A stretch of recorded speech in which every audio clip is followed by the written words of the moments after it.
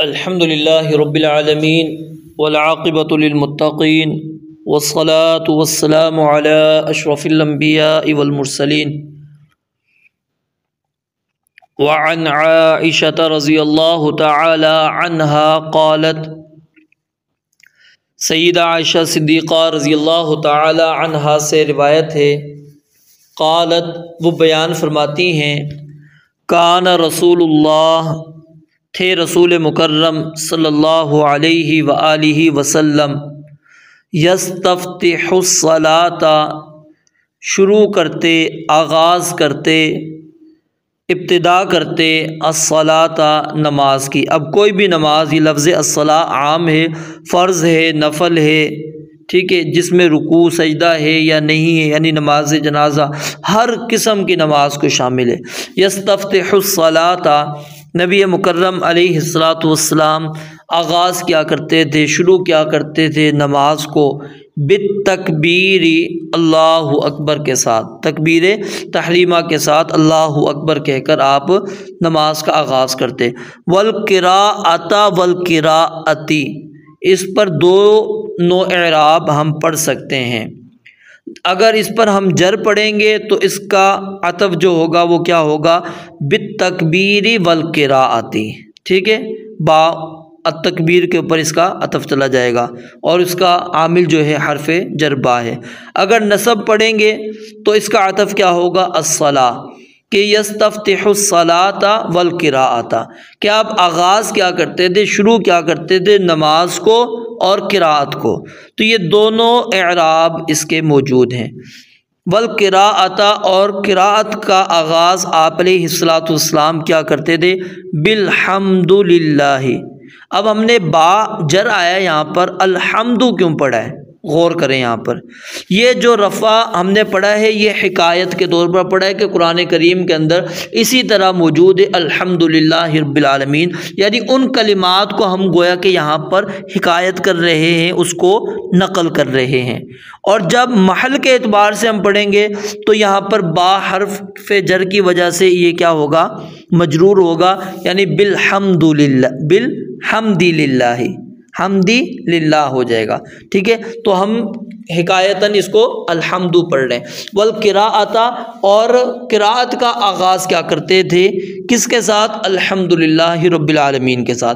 अब गौर करें यहाँ पर जहरी तौर पर बिस्मिल्लाह पढ़ने का जिक्र मौजूद नहीं है।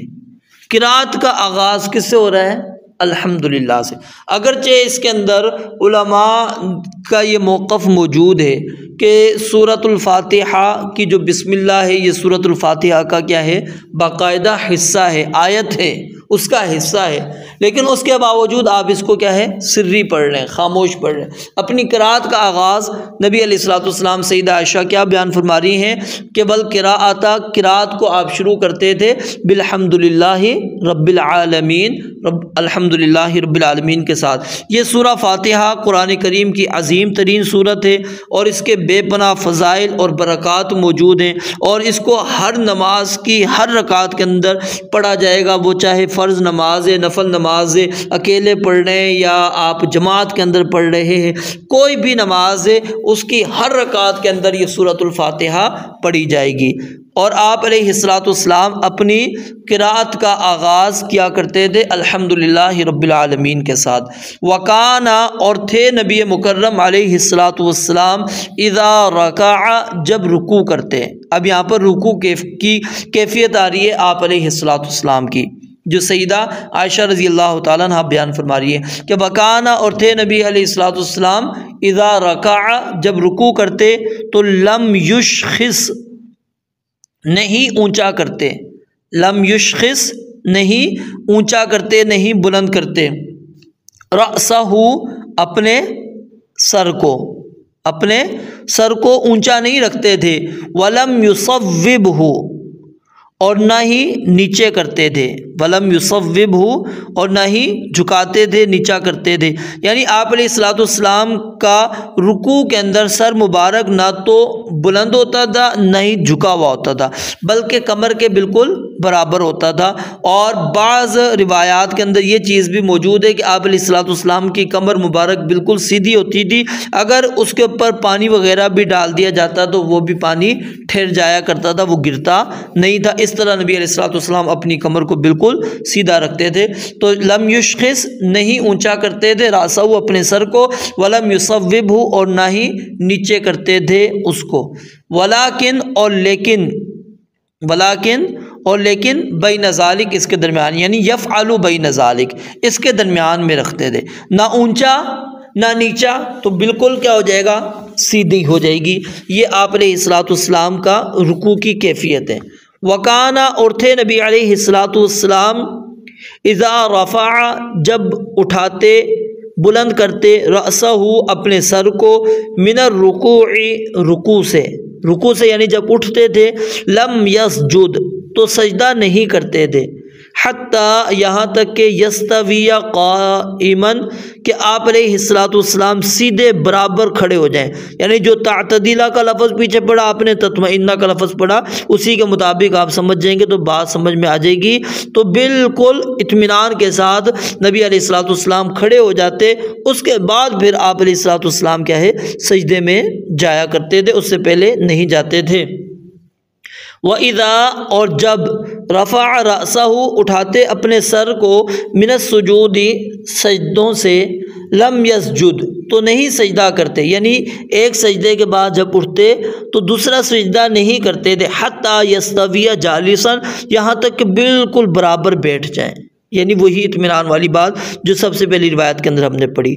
वकान यक़ूल और थे आप अलैहिस्सलाम कहा करते, वकान यक़ूल और आप अलैहिस्सलाम कहा करते थे, फ़ी कुल्ली रकअतैनी हर दो रकातों में क्या कहते थे, अत्तहिय्यता तहिय्या, यानी अत्तहिय्यात आप हर दो रकात के बाद आप पढ़ा करते थे।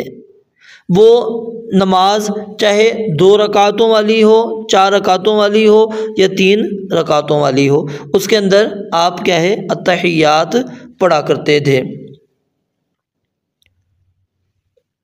वकाना और थे नबी मुकर्रम अलैहिस्सलाम यफ़रिशु बिछाते, रिजलहुल युसरा अपने बाएं पाँव को, रिजलहु अपने पाँव को, अल युसरा बाएं, वयनसिबुल युमना और दाएं को खड़ा रखते। वकान यनहा और थे नबी अलैहिस्सलाम मना फरमाते, अन उक़बतिश शैतान शैतान के उक़बा से।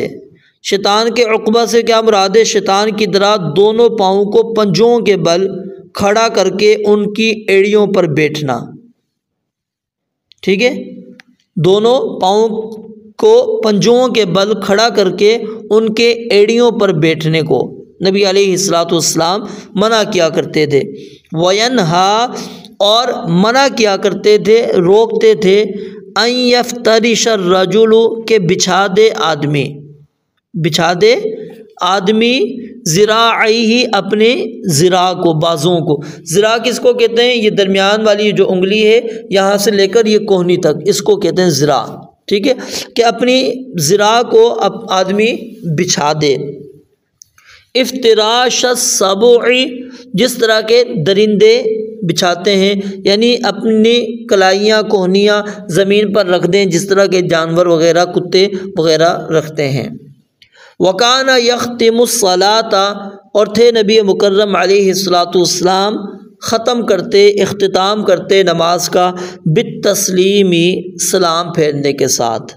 यहाँ पर वजाहत आ गई इस हदीस के अंदर कि नमाज का आगाज़ अल्लाहु अकबर के साथ और नमाज का इख्तिताम अस्सलामु अलैकुम के साथ। नमाज से पहले नियत के अल्फाज नहीं आ रहे। इसी तरह वो जो एक मसला मौजूद है कि जी वज़ू का तोड़ना जानबूझकर, ये भी यहाँ पर नहीं आ रहा, सलाम के साथ, ठीक है। तहरीमुहा अत्तकबीर व तहलीलुहा अत्तस्लीम, अल्लाहु अकबर कह लेंगे तो आपके ऊपर चीज़ें हराम, और जब तहलीलुहा अत्तस्लीम अस्सलामु अलैकुम कह देंगे तो वो चीज़ें जो नमाज के अंदर हराम हुई थी वो तुम्हारे लिए क्या होगी, हलाल होगी। अखरजहू मुस्लिमुन, इस हदीस को इमाम मुस्लिम रहमतुल्लाहि अलैहि ने रिवायत किया है।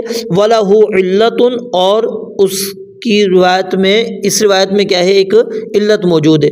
और वो इल्लत क्या है कि सईदा आयशा रज़ी अल्लाह तआला अन्हा से रिवायत बयान करने वाले जो रावी हैं अबुल जौज़ा, उनके मुताल्लिक इमाम इब्न अब्दुल बर वो बयान फरमाते हैं कि उनका सिमा सईदा आयशा रज़ी अल्लाह तआला अन्हा से साबित नहीं है। तो लिहाजा इनकी ये जो रिवायत है ये क्या कहलाएगी, फिर मुरसल रिवायत कहलाएगी, जो सईदा आयशा रज़ी अल्लाह तआला अन्हा ने यहाँ पर बयान की है। इस हदीस मुबारका के अंदर बुनियादी तौर पर दो मसाइल बयान किए गए।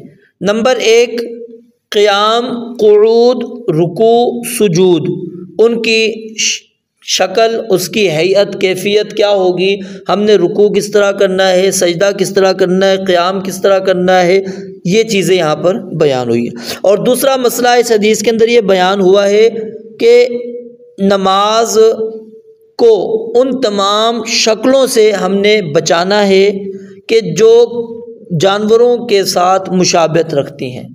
जैसा कि नबी अलैहिस्सलाम ने हमें कहा कि शैतान की तरह नहीं बैठना है, और इस तरह अपने बाजू ज़मीन पर नहीं बिछाने जिस तरह के दरिंदे अपनी बाजू ज़मीन पर बिछा देते हैं, तो इससे नबी अलैहिस्सलाम ने मना फरमा दिया। तो इस हदीस मुबारका के अंदर एक तो सईदा आयशा रज़ी अल्लाह तआला अन्हा का ताल्लुक़ जो नबी मुकर्रम अलैहिस्सलाम के साथ था वो साबित होता है कि कितना गहरा ताल्लुक़ था कि वो नबी अलैहिस्सलाम की नमाज की तमाम हरकात को, तमाम सकनात को, उसकी शक्लों को, उसकी हैयतों को, कैफियतों को गौर से देख रही हैं और याद किया है कि नबी अलैहिस्सलाम किस तरह रुकू कर रहे हैं, किस तरह आप सजदा कर रहे हैं, किस तरह आप अलैहिस्सलाम बैठ रहे हैं, किस तरह नबी अलैहिस्सलाम नमाज का आगाज़ कर रहे हैं, किन अल्फाज के साथ कर रहे हैं, कहाँ पर आप नमाज को ख़त्म कर रहे हैं, हर चीज़ को बड़ी गहराई के साथ सईदा आयशा रज़ी अल्लाह तआला अन्हा देख रही हैं। और इसी तरह इस हदीस से ये बात भी साबित हो गई, पहले भी कई दफ़ा बता चुका हूँ कि तकबीर तहरीमा ये नमाज के आगाज़ करने का, ठीक है, तरीक़ा है, और ये नमाज का रुकन है, और अल्लाह अकबर के साथ ही नमाज हमने शुरू करनी है, इसके अलावा कोई और नहीं। और नबी अलैहिस्सलाम दुआ इस्तिफ्ताह, तावुज़, तस्मिया इनको जहरन नहीं पढ़ा करते थे। उसकी दलील क्या है कि बल क़िराअत बिल्हम्दुलिल्लाहि रब्बिल आलमीन, कि आप अपनी क़िराअत को किससे शुरू करते थे, अल्हम्दुलिल्लाह से। अगर आप अलैहिस्सलाम तावुज़, तस्मिया, दुआ इस्तिफ्ताह वग़ैरह ये भी बुलंद आवाज़ से पढ़ते होते तो सईदा आयशा रज़ी अल्लाह तआला अन्हा इस चीज़ को यहाँ पर बयान कर देती। और सूरह फातिहा के बाद जो सूरत हमने साथ में मिलानी है, क्या उसको हम पहले पढ़ सकते हैं? याद रखें, अगर आपने पहले पढ़ी तो आपकी नमाज क्या हो जाएगी, बातिल हो जाएगी। जानबूझ के करते हैं तो फिर तो आप ये शरीयत का मजाक भी उड़ा रहे हैं, क्योंकि मशरू क्या है कि अल्हम्दुलिल्लाह पहले पढ़नी है। तो नमाज में ये रुकू, ये सुजूद, ये क्या है, नमाज के अरकान हैं। और रुकू का मसनून तरीक़ा क्या है, आपने जो इस हदीस के अंदर पढ़ा, पीछे भी आपने पढ़ लिया था कि कमर आपकी बिल्कुल सीधी हो और सर उसके बराबर हो, ना उठा हुआ हो ना ही झुका हुआ हो। और रुकू से जब उठना है तो फ़ौरन हमने सजदे में नहीं जाना, बल्कि पहले सीधे खड़े हो जाना है, जिसको फुकाहा क़ौमा कहते हैं, ठीक है, ये भी नमाज का रुकन है।